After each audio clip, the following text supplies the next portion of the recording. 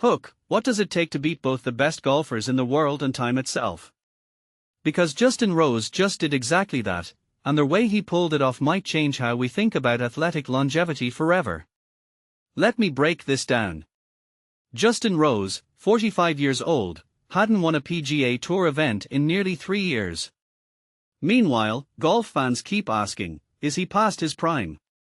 But then, on the brutal 14th hole at TPC Southwind, a par 3 that had devoured 55 players that day, he pulls off a near-miraculous birdie.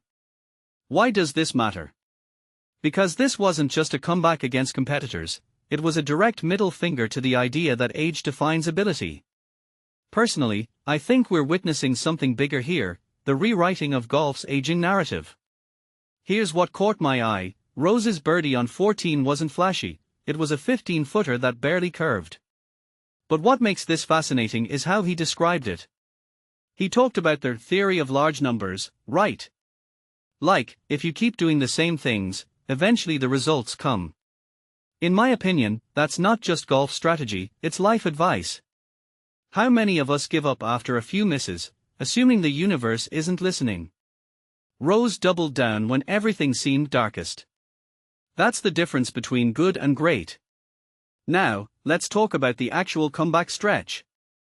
After that 14th hole birdie, he goes on a 4-hole tear. But here's the twist, it wasn't about perfect shots.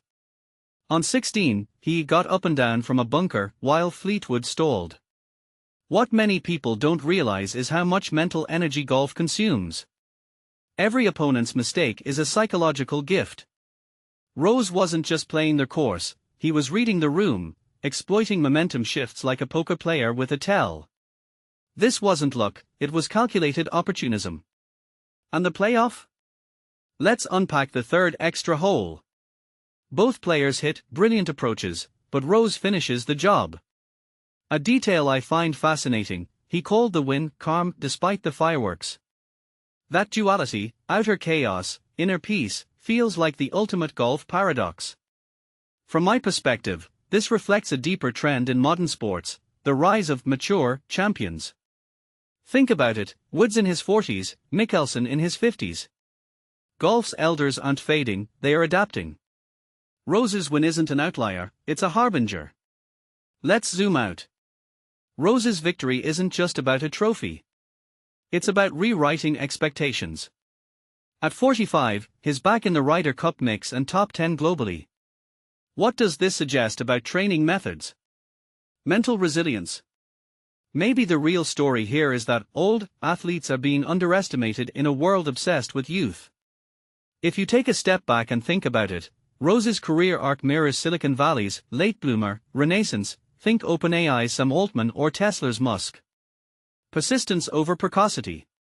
Final thought, Rose said he feels like his golden summer is still ahead. That line haunts me. How often do we assume our best days are behind us?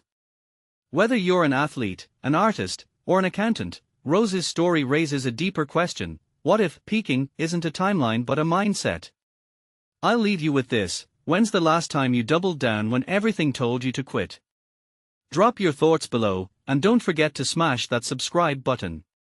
The next time Father Time comes knocking, maybe we'll remember Rose's lesson: don't open the door yet.